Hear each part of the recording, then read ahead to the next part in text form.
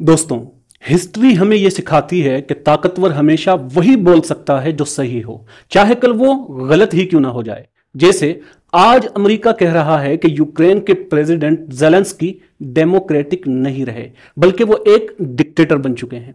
आज America United nation में Ukraine के खिलाफ वोट डाल रहा है। आज अमेरिका रूस के साथ ताल्लुकात बेहतर करने की बात कर रहा है। अरे भाई, यही सब अगर किसी ने अपने यूट्यूब चैनल पर कुछ महीने पहले कहा होता तो वो प्यूटन का एजेंट, डिस इंफॉर्मेशन का मास्टरमाइंड और एंटी डेमोक्रेटिक कहलाता। और हकीकत में मेरे साथ यही हुआ।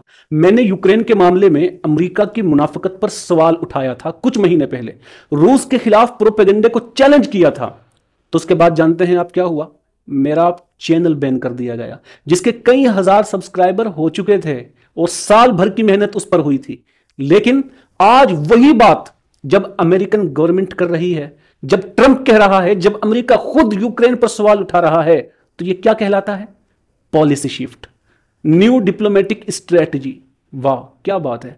तो भाई, जब हम कहें तो झूठ, और जब अमेरिका बोले तो सच, जब एक आम आदमी बोले तो प्रोपेगेंडा, और जब अमेरिका बोले तो खारजा पॉलिसी। ये वो मुनाफिकत है जो पूरी दुनिया के सामने खुली किताब की तरह मौजूद है। लेकिन फिर भी कुछ लोग आंखें बंद किए बैठे हैं और समझने के लिए तैयार नहीं। जरा फ्लैशबैक में चलते हैं।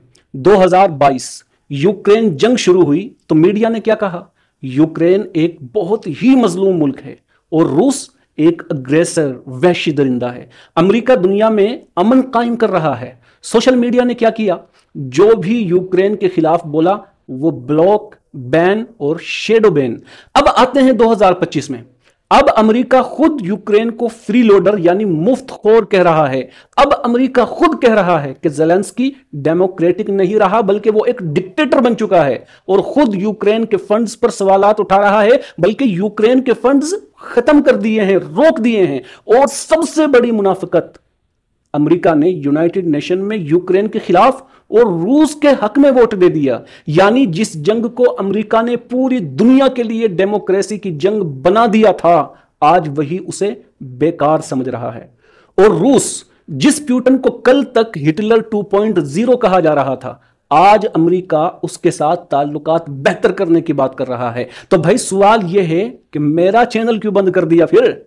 और यह सिर्फ मेरे साथ नहीं हुआ, बल्कि उस दौर में भी जिन लोगों ने इस तरह की आवाज उठाई, अमेरिका की पॉलिसी के ऊपर, यूक्रेन की पॉलिसी के ऊपर कुछ सवालात उठाए, इस मुनाफिकत और हिपोक्रेसी के ऊपर बात की, तो उनके चैनल के साथ यही हुआ। या तो पूरा का पूरा चैनल ही उनका उड़ा दिया गया, या फिर क्या किया कि किसी को शेडो बैन कर दिया, किसी को मुकम्मल तौर से बैन कर दिया गया। तो अब सवाल यही पैदा होता है कि भाई, आम आदमी की आवाज क्यों दबाई गई? क्योंकि आम आदमी ने उस वक्त वही कहा था जो आज अमेरिका खुद बोल रहा है। दोस्तों, ये सब बताता है कि यह जंग कभी भी डेमोक्रेसी के लिए, जमहूरियत के लिए थी ही नहीं। यह जंग कभी भी फ्रीडम ऑफ एक्सप्रेशन के बारे में थी ही नहीं। यह सिर्फ और सिर्फ पावरफुल लोगों के, ताकतवर लोगों के नैरेटिव को बेचने का एक और तरीका था। जब अमेरिका को फायदा हो तो यूक्रेन मजलूम, रूस दहशतगर्द। जब अमेरिका को नुकसान हो तो यूक्रेन पर सवाल, रूस के साथ बातचीत। और जो लोग इस हकीकत को पहले समझ गए, उनके साथ क्या? ब्लॉक, बैन और सोशल मीडिया से गायब। आखिर में एक सवाल उठता है, क्या डेमोक्रेसी का मतलब सिर्फ यह है कि ताकतवर को बोलने का हक हो? क्या सच वही होगा जो अमेरिका बोलेगा? और अगर यही जमहूरियत है, यही डेमोक्रेसी है, तो फिर जॉर्ज ऑरवेल की 1984 वाली डिस्टोपियन दुनिया कोई फिक्शन नहीं, बल्कि आज दुनिया में हकीकत बन चुकी है। इसलिए कि उसमें यही दिखाया है कि ताकतवर झूठ को सच बनाने की सलाहियत रखता है, और कमजोर के सच को झूठ साबित करना उसके सबसे बड़ा हथियार बन जाता है।